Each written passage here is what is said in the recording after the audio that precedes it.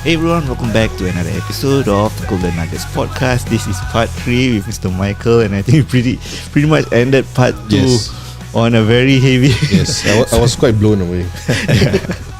Okay, Ami, take it away for part 3. Yeah, so Michael, we backtrack a little bit about your film, and then we're gonna talk a bit more about your future plans. All right. What is so far the best film that you actually have produced? It will be the most recent one. It's usually the most recent one because after every film, you tell yourself, "Ayah, should have done better. Should have corrected this." So you get better as you go along. And also, I'm quite a new filmmaker. Yeah. I've done a lot of acting, but filmmaking, I'm relatively new.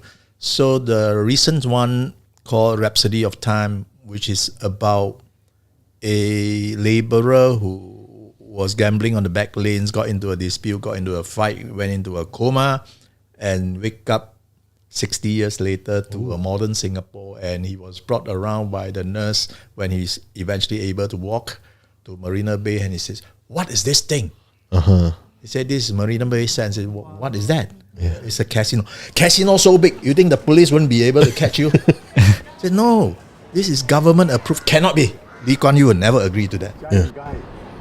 这个是滨海湾金沙，滨海湾是理解，这个是赌场，球场啊，球场啊，球场安尼大马打袂来了。这是政府批准的赌场。政府啊，无理由，李光友绝对反对球场。李光耀无得了，他已经去世8年了。 Wow. Yeah, then the nurse said, Lee Kuan Yew has already died. And he's a grown man. By the time he slept for 60 years, he's quite old. Yeah. And he didn't know. He was saying, like that. He's totally distraught. Was devastated that Lee Kuan Yew died. And that I wanted to depict the support that Lee Kuan Yew had. Back then. Yeah, unceasing support that the masses had for Lee Kuan Yew. Like, although he gambled, right, he's still against any government that will approve of gambling then, right? Yeah. And Lee Kuan Yew, my hero, would never say. So although he gambled, he knew that it was a bad thing, Yeah, and the government should stop gambling. Also, to depict that this laborer was a very hardworking person. When he started just to be able to walk and see the garden downstairs, he asked the nurse, he says that, "Wow, very beautiful flowers here. So you must be very busy watering it every day." He said, No, we have gardeners. "Oh, gardeners, I can do it. I can help gardening. Let me help." Yeah. He said, "No, you can't. You're sick." He said, "No." He said, "If I sit upstairs, I'll be very bored every day." Yeah. So to depict during that era, everybody is so industrious, and that's why we have the Singapore today. Yeah, not like young people now lah. Slake, okay lah, tomorrow lah, no. Yeah. He will call me one, no need call him. He will call me. Yeah. Those days is highly. It's like it's a given. You work damn hard, even when you're sick. If you can walk, you work. You can get up from bed, you work. Yes. And you support somebody, you support true. If you have a friendship as well, also friendship true. A very different society, and I think that I love that film. It has won a lot of awards. Oh. It has won in Incheon International Short Film Festival, Wow.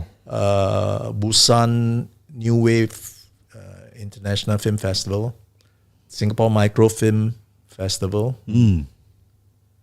and Southeast Academy Film Festival. Wow. And Southeast, we had a whole string of awards. Yeah, maybe more awards to come. I believe it is shot entirely in Teochew, Okay.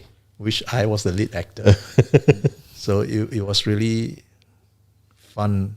So you were the actor, you were also the producer, screenwriter for that. Yeah, Wow. I couldn't be a director because I told the camera guy, "You direct," and there's only 2 of us. The crew, only 2 of us. Then on the actual day, crew only we got 2. somebody else to at least listen to the sound. Yeah. Yeah. Okay. Yeah, that's all. very, very lean. I ain't got the money to make films like that, right? So Yeah. I like the film very much. It's very representative of the whole 60 years that Singapore has gone through. How many minutes is this film? 10 minutes. 10 minutes, yeah. And I sang a song in Teochew. 有時界姐姐計咩？我懷念一個人落食丁，聽的人水陪人洗，該日子真是過了回味。聽北台初入社會，通這門路也無好行，聽麥會老厝老兄妹，當然在一起吹邊光輝。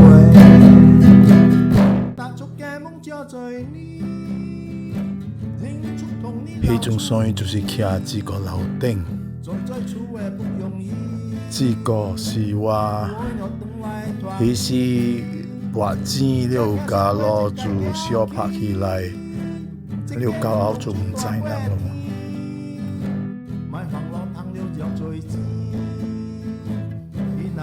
Sang a song in Teochew. And this time the guitar is real. Analog. I mean, maybe later we can watch it. Yeah. Sam, Yes, listen? yes, yes, Right? yes, correct. Yeah, maybe later we can watch it. And I also, it's funny because I was struggling what story to tell. Yeah. And then several weeks before, or 2 months before, I told myself, don't cut your hair. No. I also don't know why. Don't cut. So I don't cut my hair, so the hair is long. After 60 years of sleeping, the hair is long. Right? Yeah. Yes. Yeah, so that was the reason. But Uh, before that, I don't know. I said, just keep your hair long. Don't cut. Why? I don't know. Don't cut. Must be useful. yeah. So after that, I spray white. Then look like old man with beard and all that, right? Then we shot the after 60 years first. And then after that, cut my hair, everything. I told my camera guy, sure, he got all the shots. Yeah, okay. So cut everything, short hair, and then did the first part. So without the beard and the long hair, looks younger. Yeah. Wow. Yeah. Where do you get your inspiration? I have always thought if my father is still around today, how would he react to modern day Singapore? And he wasn't a laborer, but he was that typical era of very hardworking Work hard person. until you achieve Yeah. something. Yeah, so I wanted to try out, like if he's around, what he say. And I think typically he would say the same thing. Casino so big, and Lee Kuan Yew never approved that kind of stuff.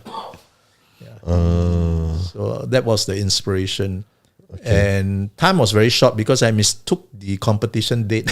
Oh, okay. So on the way down to MRT, I'm putting everything that I've been thinking all this while, right? Scattered fragments of inspiration. I put them together while in the MRT journey down to Tiong Bahru, where I met the camera guy. So I was telling him the story. He said, yeah, good, let's do it. Then when is the deadline? I think April. No, let me check. No, not April. It's very soon. Then maybe we cut this part, cut that part, cut. Man, then no story, what? Then how? Then I went home. Then maybe cannot. Then I went home. I started writing the script. In 1 hour, got first draft already. Oh. Then I clean it up. I sent it down to him. He said, no, we must do it. Yeah. Then when he said okay, I already start choosing some co-actors already. Call up a few fellas, send them the script. We workshop the lines, right? The lines has to be cleaned up. Yeah. So it was extremely stressful. But I think I like that film. It's my best film that has been done so far. And it is slightly art housey. Okay. It's not overly real. I mean, who would wake up after 60 years, right? Yes, yeah. My brother-in-law, he said that, no, I don't think people will accept that. Who will wake up after 60 years? Captain America. Exactly. Then I say there are Marvel heroes and all that. All right. I mean, come on. There's certain suspension of disbelief. Yes. The point is that you are telling a message and you are making an emotional connection. That's most important. Yeah. What are your future plans? Like, what's your next step? Yeah, my camera guy is a guy that I just started collaborating, and he really likes what we have achieved so far. He said, let's make the next one. So I'm thinking of another story of maybe a girl coming to Singapore in search of her long lost father. Yeah, something like that. Okay. Michael, I have a question. With the rise of all the social media and vertical form videos, I was about to get to that because now there's a lot of distribution channels like Netflix. I think there's Singapore Social where the producer, I don't even know how, but they managed to come up with this storyline and put it in Netflix itself. Yeah. So back to your question. yeah. Have you ever thought about doing like vertical form videos? Like those TikTok and Reels? Because now you can upload like I think almost 10 minutes. Actually, or TikTok 30 wants minutes. to have horizontal now. Yes, they are. Because they're they shifting. want to go into long form and compete with YouTube. YouTube. yeah. Correct. So vertical is for more close-up personal stories, Yeah. right? More to like trailers. They use that for trailers, and then the You can use that for trailers, but the purpose, because of the framing, right? Yeah. Vertical framing gives a different emotion. Feel, and It yes. gives you a bit more enclosed and cozy. So if you want to achieve that feeling, you use vertical. It's not question of whether it's TikTok or otherwise. Okay. Yeah. But are you planning to have like Yeah. I do have TikTok videos? posts. TikTok, there's a difference between a social media influencer and an actor. Yeah. The first one is to entertain you online. It can be short, it can be long, but it's to entertain you online. You have to play the role sometimes of a court jester, right? Just to make people laugh, because it's a very short time. I can't tell much of a story. You got to be very good to tell a seriously good story in 3 minutes or 2 minutes. Yeah. right? yeah. So it's a different thing, and the landscape of influencers are changing as well. I mean, when any social media platform starts, it starts with boobs and asses, right? Yep. So then it evolves into something more serious. I heard that Douyin in China, the China TikTok, Yeah. it's a lot more serious and Yeah. substantial. Yes. So it takes time to evolve, and even the TikTok here has evolved already. You see more serious stuff. Yes. If you are boobs and asses, you can, but then they don't give you so much attention anymore. Yeah. Yeah. So it depends. I think I like to be an actor. An actor delve into much deeper depths in telling the story and making the emotional connection with the audience. There is a temptation to get famous for famous sake and to live with the adage that any publicity is good publicity. This podcast is brought to you by Reka Studio. If you are struggling with creating content because you have no time, you don't know how to, and you are lacking of ideas, this is for you. For just $1, here's how Reka Studio can create 8 reels for you for 1 whole month. And the best part is, it'll only take 3 hours of your time. First, the Reka team researches your industry and creates a custom content guide, including everything from the best SEO keywords, top videos in your niche, and the best topics for you to speak on to connect with your audience. Secondly, we have a recording process that allows us to record high quality videos that looks professional, and it'll only take minutes to set up. Thirdly, our team handles all the editing, so each video holds your audience attention while still being authentic. Fourth, our team will schedule the post to your selected platforms on autopilot. And the best part is, all this for just $1 to get you started. We can only slot in 5 more clients, so visit tjnpodcast.com/Reka to find out more. Terms and conditions apply. Nuggets, back to the episode. Hey, bro. If you believe that, is fine, but I don't believe in that. I think you have to create a persona you want to project, Yeah. Yes. and then you fine-tune that as you go along and reinvent it if necessary, and not just go where the flow is and where it's popular. Not all clicks, not all likes, not all views are born equal. Right?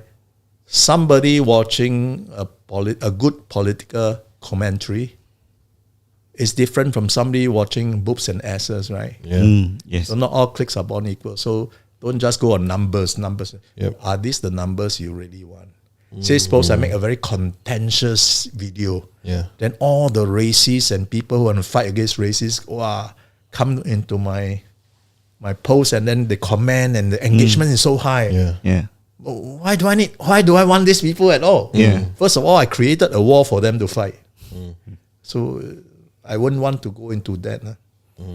I do participate in TikTok, but not so much as somebody entertaining them. Okay. I mean, you talk about not all likes are born equal, right?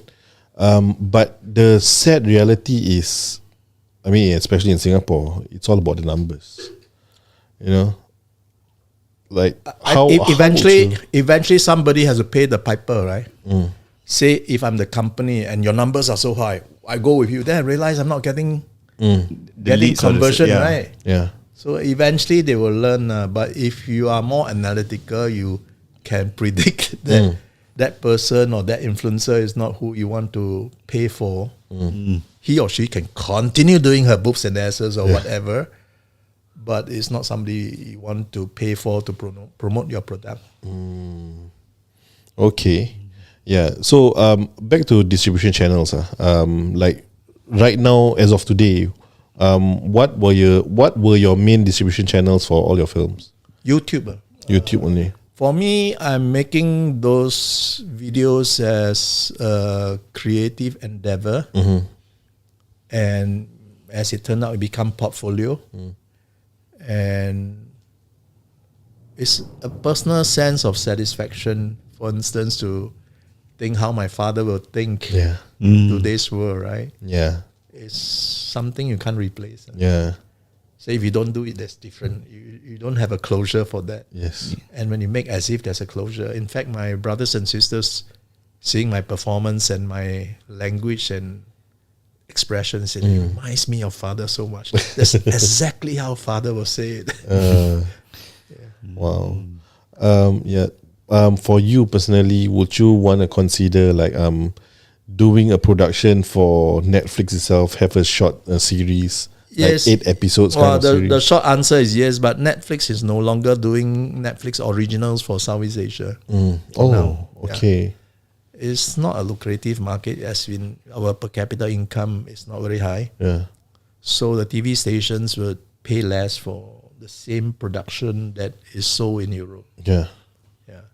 So they have stopped that. I think Amazon has also stopped that, I think. So that means that currently it's not in your pipeline at all. Because But I mean, it depends. it's- If you are not thinking of money, you keep making anyway. Yeah. You keep making, put it on YouTube. The trust and belief that something will happen. But because I mean, just when you talk about portfolio, it is about a portfolio, right? If let's say you have a Netflix original, although not well funded by Netflix itself, but it is a portfolio for you to have your own film. Yes. Yeah. When things change, then we'll see how it happens.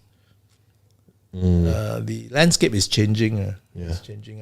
Cinemas are under stress, right? Yep, yeah. Yeah. Free-to-air TV is under stress. I don't have a TV at home now. I don't have a TV. I don't even watch some of the dramas I act in Oh. on TV. Online I watch. On TV. If they okay. put it on YouTube, then I watch. Yeah. Okay. So I don't even do that. After some time, you lose that egocentricity to watch yourself for the sake of watching myself. You watch it because you like the story, you like the emotional connection. It makes you cry, it makes you laugh. It makes you remind you of your father. Yeah. That's the reason for watching. In the beginning, different. Oh, it's me. Tell everybody to watch. It's me there, me there. So it's less important. Are you currently working on any other films? Well, yesterday I just acted for Jian Hao Tan. Oh, wow. It's just down the road in Tai Seng. So I okay. just acted for him. I think next week there'll be another gig for me, the same Jian Hao Tan thing. Every month I still get about 1 or 2 gigs, Oh, which is quite low for my standard because before I was getting a lot. yeah, like 1 week at least one kind of thing, is it? Yeah, before 1 week one. Now 1 month one. And also the prices are much more competitive. More people running after the same number of gigs. Yeah. Okay. Wow. It's an interesting industry as a whole. Yeah, because we've never had any profile like you share this kind of stories with us. So this is like the first. Okay. Yeah, and I mean, when we talk about resilience, what you have been going through, and you producing and also getting as much gigs as you have, really shows resilience. Where do you get that resilience from? My mother, when she was alive, right? She's a typical Chinese mother, very tough. And whenever I say I want to do something, right? Of course, something outlandish, like if it's coming out from me, right? Something fantasy or outlandish. She always telling me that no, you can't do it. It's so easy. If it's so easy, everybody will be doing it already. Nah, give up. Just study. Study, pass your exam, get a job, kind of thing. So she's always putting the cap, screwing the cap on the bottle. Yeah. So somehow my attitude is that the more you say that, the more I'm going to prove you wrong. And always I prove her wrong. So eventually when I became more successful in the consulting world and so on, and then she stopped saying things like this to me, then I kind of miss it, like my mother is no longer giving me the pressure to perform, right? Yeah, it's quite a strange, because it's conditioning. Yes. From young, you hear that, cannot lah, don't do lah, give up. Yeah. Right? Then, hey, now she actually supports me. Cannot be lah, There's no more pressure to hurry and succeed. So I had to find another way of pushing. And pushing in a Confucian society or Asian society is also not so easy, because people will say that you're stubborn, you're pushy, you're self-righteous, you think you're very smart and all that. And you have to take a step back and really believe that, no, I'm not. Say what you like, I'm not. I have my own agenda. You can't see it. I explain to you. You fail to see it. Some do, but many don't. So if many don't, then don't let them know lah. So if they don't know, they have less comments about what you're doing. But I always believe I can do it. Anything. I believe I can really do it. If you give me now, I can do it. Right? I always believe like that. I don't believe that, no lah, maybe now cannot, next year. No, I'm not like that. Now you give me. I'll do it. Maybe I have to try harder than normal, but I'll do it. And I think that is what kept me going, the resilience. So it comes from how your mom has conditioned you. In a perverse way. So this is an interesting topic. Nowadays, when we talk about parenting, we don't do that anymore. It feels very weird when we want to say that kind of comments to our children when we already had that in the past. and I don't know, I really think that it's not a norm now for people to say you cannot make it lah, that kind of thing. Yeah, I think people will just say, yeah, you should try, give it a shot. Now that you say it, right, maybe my mom was right all along. Because now I see kids, they cannot take any hard knocks. Right? You insult me, I feel very sad. How can you say that? Have you thought about how I felt? I don't care how you feel. Last time how I got feel. That's right. It's true. You don't kena whack. You're lucky. You got feeling. Oh, I see you got feeling. Make sure you feel how I want you to feel. You feel the pain that I want you to. So in a way, the younger generation has softened. Emotionally, they are not given those pressure, and also got other do it lah. Got money, can spend things, and also technology has given them a lot of comfort, right? So I think if you're born in Singapore, success is maybe further away for you, because you don't have the engine that is strong enough to push you that fast and strong.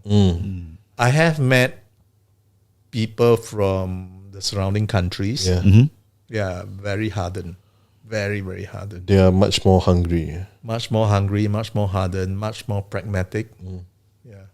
Okay, before we end this episode entirely with this part 3, what is one piece of advice that you can share to our younger audience? Yes. Well, know what you want and go for it, and also be a quick and good judge of situations and character, because that will save you a lot of pain and grief in the end. Got to be conscious. If you're not conscious, you won't start learning how to, right? Yeah. But if you're conscious, you can start learning how to, and you're lousy in the beginning, but you get better later. Yeah. Wow, it's a very good takeaway, Yeah. especially for those youngsters, because nowadays there's too many options. People who have a lot of options, especially very good-looking people, say a very good-looking 16-year-old girl, right? Yeah, Now, an ugly 16-year-old girl wouldn't have any option. If that guy come to him and say, "I really love you," I think the chances of him meaning it is very high. The good looker, long legs, beautiful 16-year-old girl has so many options, which is good on paper, but that's only if she's able to exercise the option wisely. And at the age 16, you don't know anything. yes, yeah, The sweetest one get the thing lah. yeah. Yeah. Yeah, that's why a lot of them end up in problem. So with that being said, Michael, I really like to thank Thank you you, for sharing your wisdom, gracing the studio, and I Yes. think shared with us like plenty of experiences also.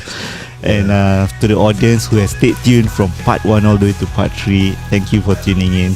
And with that being said, we're the Golden Nuggets. See you in the next one. Yeah, thank you for having me.